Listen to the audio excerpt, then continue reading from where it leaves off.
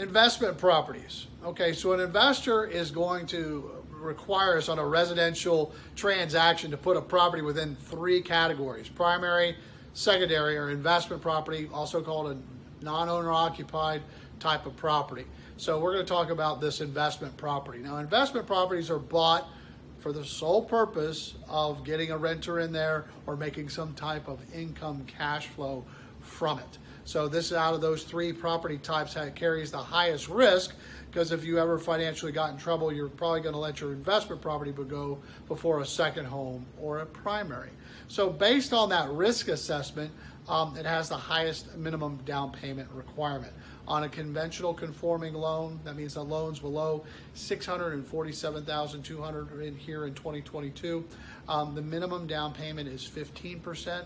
Once you go to 20 to 25%, you're going to actually get some significant rate improvements, or maybe no mortgage insurance for putting less than 20% down. So there are advantages for looking at some different types of investment strategies when you're looking at some type of investment property.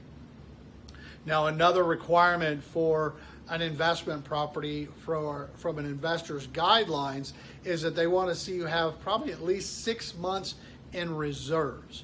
So reserves are mortgage payments that we have left in the bank from a investor or underwriter's perspective. So just for an example, if my mortgage payment was $2,000, I would need to have $12,000, 6 times 2, $12,000 in a bank account after I close in reserve for any types of missed payments, or if I had to make payments for that if I didn't have a renter in that property.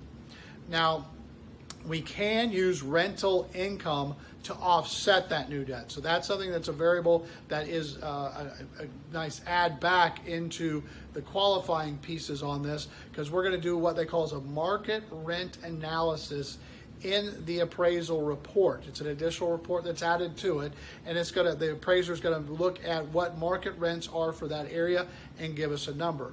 They are going to take what they call as a vacancy factor from that market rent analysis and use that projected rent to offset that new mortgage debt coming in. So it makes it much easier to qualify, because I might not have to qualify with that new mortgage payment on my personal debt to income ratios or my qualifying status.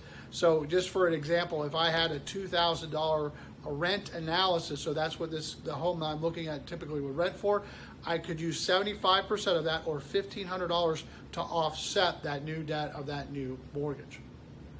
Now, another question we get a lot of is, how many of these can I do? Now, the traditional Fannie Mae, Freddie Mac type of conventional investors are going to allow up to 10 financed properties. Now, that will include primary residencies, second homes, things of that nature, but they're going to look at a total of 10 finance properties. Now, if one of those properties is free and clear, that is not a finance property. So it all comes down to what has a mortgage to it. Now, if you have multiple finance properties, there will be additional reserve requirements from an investor standpoint when qualifying. Typically, it's anywhere from 2 to 6% of the balances of those cumulative mortgages that you have to have in reserve. So you may need to have 6 months of reserves on the subject. I have 5 finance properties. I'll need additional reserves on top of that.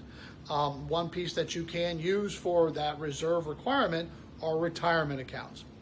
If you have an IRA, a 401k, something of that nature, they can be considered as reserve accounts. Now, if you're below 59 and a half years old and aren't able to take some draws off of that, they may only use a taxable portion of that amount. They may take 30 or 40% of the value off of that, because there would be a penalty for using those. So they try to incorporate that in there. And one last piece is that, sometimes when people want to build a real estate portfolio, so they may go purchase a primary residency for a year, 2 years, and they want to convert that to a rental and go buy a new primary residency. When you're converting a primary to a rental, you can also take a proposed rent from a lease agreement, take that same vacancy factor, and offset that old primary residency when I'm qualifying for a new one. If you have more questions, let me know.